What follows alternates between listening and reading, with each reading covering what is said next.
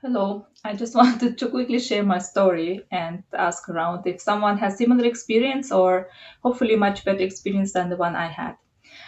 So I'll start from the beginning. I was I have a, had a grandmother who lived until 92 years old, and in her 70s or 80s she became started to become really bad pain in her whole body, and that turned to be osteoporosis. And it came, of course, starting with just some inconveniences, some discomfort, and a lack of movement the way, not like as she used to have mobility in her body before. And yeah, it progressed to the point where she was screaming in agony at nights from the pain, and no painkillers were working, nothing was working, and she was just basically turned down by the doctor saying, yeah, you can't do anything at this moment, at this point, it's irreversible, it's untreatable, and so on. And well, I of course can't really judge, and I was not really there, but I heard all this from my aunt who took care of my grandmother, and I'm till this day quite traumatized by this, especially those stories about her being in so much suffering. And she just kept living, right? Like her heart just kept pumping, and um, she ended her life with like being maybe just like this, 1 meter tall, totally bent down, not never being able to stand up and open up again ever. And yeah, and last year's not even being able to get outside, and just miserable life that no one wants to have, and no one probably also deserves to have. And being traumatized from that, I thought, okay, um, that doesn't work, doesn't help to be traumatized. Let me do anything I can do to prevent this to happen for me, and yeah, we'll see how it goes. And so I started my journey on this, and my journey started with just some research about what is osteoporosis, where it's coming from, what are all the processes in the body involved in building up bones. And I even learned that bones is not something that is just steadily there. It's a constantly regrowing tissue. And I thought, okay, let's also test if I have osteoporosis. And I went and I did the Dexa scan. I'll pop it out on the screen how the equipment looks like. As far as I understand, it was quite a last generation equipment, so it doesn't provide too much radiation, as it's a type of an X-ray. And it's equivalent to a few hours of flying, but always remember that radiation is cumulative. So it's however you make it, it keeps building up in your body. And okay, I don't really do X-rays that often, and anyways, I went for it. What also I read is that DEXA scan is of course helpful to have some kind of a benchmark to see where you are. And in my age, like late 30s, you can already kind of see where if there is already like a tendency to go down for your bone mineral density. That's what the DEXA scan will show you. I received the T score, basically comparing you to a 30-year-old. And at this stage in life, you can already see if there are where you stand, let's say. Yeah, and it's not a perfect benchmark because it doesn't show you the quality of the bone. There can be people that are diagnosed with osteoporosis, but they don't experience any pain. They will not be really like, I don't know, falling down and breaking their bones easily, and because they have good quality of the bones. And at the same time, it can be also other way around. Also, I read that DEXA scans are not perfect in terms of, yeah, especially they're not really accurate for petite people, just small and maybe also like thin bones and stuff. But to be honest, I didn't go into like too many details there, as I yeah, doesn't it's not applicable to me. And then my tick score was, yeah, what they measure is the back here, and where your leg bone is connecting to your um, like pelvic bone here, and that's the thinnest part. And I pop up in the screen how it looks, because especially this bottom part here is prone most prone to wear and tear with life, let's say with age. I'm not happy with the results. I'm very close to be osteopenia, which is like, yeah, pre-osteoporosis stage. And what do? I go to the doctor and I say to discuss my results, to discuss what we can do about it. And my naive idea was that I will come to the doctor, orthopedist, 30 years of experience or so, and we will talk through it and we will develop together a protocol that I should follow for a few years and then test again in a few years and see where I stand, if I was able with that protocol to build up that bone mineral density. Because also the T-score or the graph that I received, it shows you like trajectory where you would go. And if you follow it, you will see that I have osteoporosis with between 60 and 70.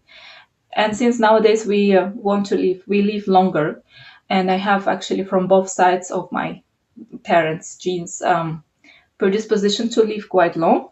Um, and it's not just like how long I live, it's all about the quality of life, because I'm someone who really loves movement, and I just can't imagine to not be mobile, to not be able to, I don't know, do a cartwheel, to do not to be able to go up a hill and see mountains and do any kind of tricks, go do a handstand and learn to do. I want to learn to do a handstand as well. So it's like such a huge part of my mental health that this is very crucial, and I want to do anything I can.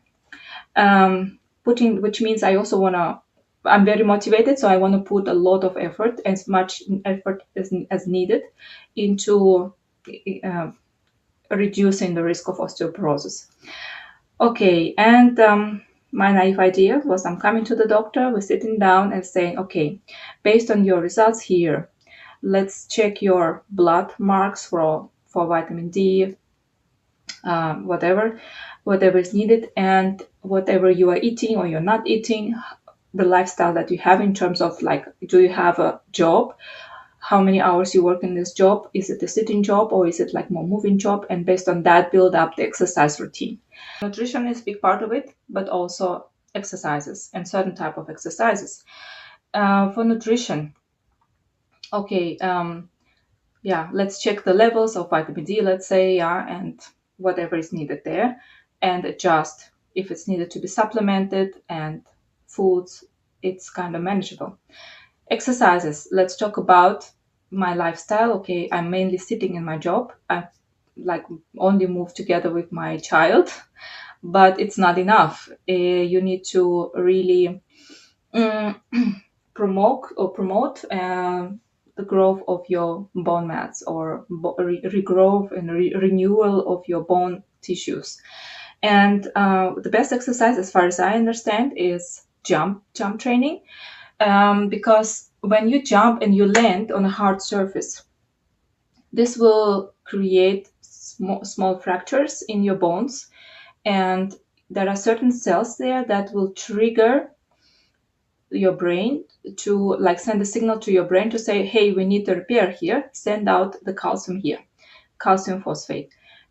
So and what happens is that there are also two other cells. One is responsible for getting rid of all this kind of damaged tissues and build new ones. And that's how we get our bone mass, no, bone tissues renewed, which is very healthy process, right? And the other good exercise for this is also strength training, which I recently started doing, and I've never done that in my life before. And strength training, because it also creates that extra load and also promotes kind of similar effect. Um, with even you can see there are vests that are sold that you can put on with, I don't know, maybe 5 or 10 kilograms, and just walk around your day to create that extra load as well, extra resistance to, yeah, help this process going on in your body. And I was very happy that I was always be carrying my baby instead of just putting him. He would not be in a buggy or any kind of other transport vehicle. He would always hate to be there, and he always was on us. First, it was just in a carrier, and then just on our shoulders, on my shoulders, and would be going like this for quite a while. And also, then he would have his bounce bike, and then you would have to carry him on me here, and having his bike as well carrying around.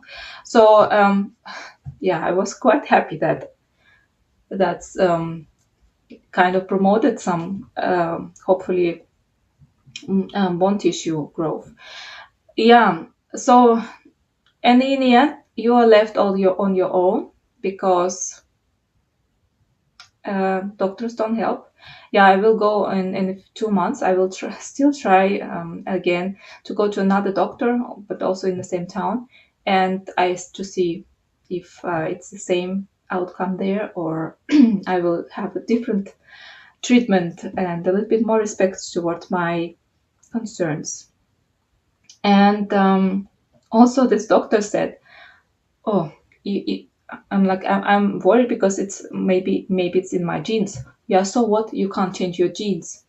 I'm like, excuse me, what?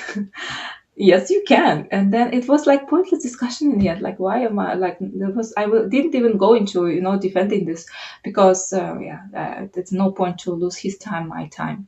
He's only there to prescribe his medicines and like yeah. No one, I would even not want to work with this kind of doctor anyways. And yeah, there are genes of course that you can't change, like color of your eyes, you can't change it, whatever you eat or however you exercise, but you can, there are most genes, as far as I know, are can be expressed or suppressed based on the environment around you, based on your lifestyle choices, your nutrition, your exercises, your sleep quality, your stress levels, like so. Yeah. And for sure I'm not having the same lifestyle like my mom or like my grandmother, but it's like I don't want to be just sit there and just like, oh, I hope this will not happen to me. So yeah, so I'm on this journey now, and I still I hope I will not have menopause in the many years still, but I still have time to build up, and that Dexa scan just gave me some extra motivation, and what I just will be my own doctor because I just don't find anyone. And you read the reviews and you see like, oh, okay, yeah, good reviews. Let's go and check out. But you only know when you actually go there and you talk to the doctor. And like, I don't have time to go around all the doctors around here, and some are like 50 kilometers away, others 100 kilometers away. Like, it's like it's already so much time and energy and frustration you spend on this kind of discussions with this doctor. So it's like, I don't want to do this. And yeah, I'll give another try, but otherwise I will be my own doctor. I will develop my own protocol based on internet research that I did and what speaks to me. And I will of course keep learning, keep reading if any data comes in or something that I still didn't learn before. Yeah. And my protocol looks in the following way, especially in terms of exercises. I really need to get on top of this, is to every day have some kind of a jumping involved, and different. I think variety is also really good. Sometimes it's a French skipping, sometimes it's I have shorts on that on my channel, and sometimes it's the rope jumping, and I want to really go more into plyometrics and do more of like different kind of jumps, different kind of moves, and also vertical moves, jumps, landing from, I don't know, 50 centimeters maybe. And for sure I will keep going with the strength training, and like I love it so much, and which I was so surprising to me, as I never did that before, and I was like, oh, that's for bodybuilders. And yeah, when I went into research behind strength training and what it does for women, especially in the late 30s, I was totally mind blown. And when I started doing this, I was mind blown by the way it makes me feel. amazing. So and I also go with all my other stuff, which I love doing, like yeah, yoga and stretching and working on joints and mobility training. Wow, as well, because like mobility training also is like your foundation, your base for your strength training, or also for your jumps. Anything you do in life is as in general, not just exercising. Okay, and yeah, key thing on my nutrition is yeah, calcium. Calcium is not, it's quite rare to have calcium deficiency. I don't think I like eat. I don't think I eat too much calcium. That's for sure. But I don't think like it's not that I'm deficient in calcium. And with calcium, the most important thing is that it goes into the right places, into your hard tissues like your teeth, your bones, and not into your soft tissues, because that would create a whole lot of other problems you don't want to have. It will be calcified in your arteries, and yeah. For this, to prevent this to happen, you need D3 and K2, or if you eat enough greens, you consume through those greens K1, and that will be by your body converted into K2. To be honest, I started just now to supplement, first time in my life, I think, D3 plus K2. Before I only was taking D3. And I will, yeah, be just more mindful about my calcium intakes as well. And that's your 60-70% of your bones, right? That's what hydroxyapatite is formed. It is calcium phosphate. 10% of your bone mass is water, and another 20 to 30% is protein. And specifically, it's mostly collagen type 1. And I'm also like started to look into what I can eat to have enough of resources for my body to produce collagen type 1. And it is, yeah, I mean, you can consume when if you consume. I don't consume animal products, but when you consume animal products, and that collagen, it will not go directly as collagen from animal that you just ate directly into your bones. It doesn't work like this. Any protein that we consume will be broken down into amino acids, and then like your body will take those amino acids and other ingredients that it needs to build the bones, to synthesize collagen and put it into your bones. And other things are, yeah, sorry, yeah, and what protein does, it works like as this scaffold on which um, calcium phosphate crystallizes on, so it like holds it together.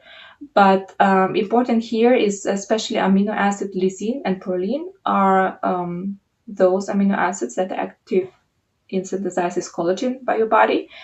And you can consume animal products, they have that. It's also in tofu, tempeh, buckwheat, quinoa, a few others, I think, like just legumes in general. And I think it's like around 1,000 milligrams per day. To be honest, I am not fully in charge. Like I'm into getting those kind of nutrients from food directly and not from kind of supplements and stuff. But right now, it's a little bit, yeah. I want to be kind of on the safe side maybe, and that's why I opted also for a protein supplement. It's plant-based protein. I see that it's above 1,000 milligrams of lysine in there as well. Like I see the whole profile of amino acids in there, and I rely on this, which doesn't mean like I just ignore all the other stuff. The real food where it's come from, so I'm also including those. And what else I wanted to say? Yeah, another component active which is required for synthesis production is vitamin C, and also to be mindful of vitamin C. It's been You need to replenish it every hour, every 4 hours, because once you consume something, it gets into your system, it will be like used up very quickly. Yeah, usually they say like half lifetime of it is like 2-3 hours. And I don't supplement vitamin C. I just take, yeah, I make sure that I have a lot of variety of vitamin C sources during my day. It's either fruits and greens and yeah, like cauliflower, broccoli, kale, yeah, vegetables rich in vitamin C like peppers. And what else? Yeah, and minerals like zinc, iron, copper, and silica or silicon. Silica, which is also coming from oats and green beans and root vegetables, for example. Yeah, and this plus my routine plus sleep. Without sleep, you don't get anywhere whatsoever. And I stopped breastfeeding a few months ago, and now we finally started to sleep through the night. So I hope it will be getting better and better with time. And stress levels, yeah, need to work on that. So just to sum it up, my plan is to follow this protocol that I it's so ridiculous created for myself, as I couldn't get any help from the doctors, and follow it for a few years and see where I am. Maybe repeat that Dexa scan in I don't know 3 years or so, and see where I am. And hopefully I will see that my levels are higher now, which means my bone mineral density increased thanks to those this protocol that I was hopefully following very diligently. Yeah, and what else?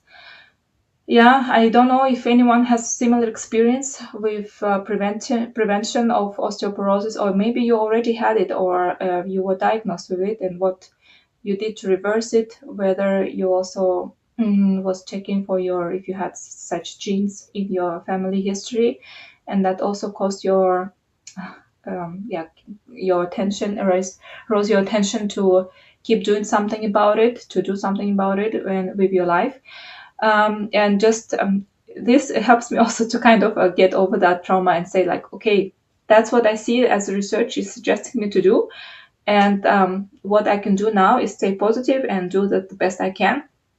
And I really hope I will be able to build up with bone mass and just have my life full of energy, free movement, absolutely like free from pain, and just the range of motion in all my body is just everything flowing and healthy. And like this, you stay mentally strong, like you stay creative, energetic, and especially having small children, you want to participate in everything they do in their life. You want to be on the playground with them, doing also tricks, and show them also how to climb the stairs, how to get down, how to do any kind of acrobatic tricks that you can show them and do together. And we already have experience of such things with my child, and that's the best thing.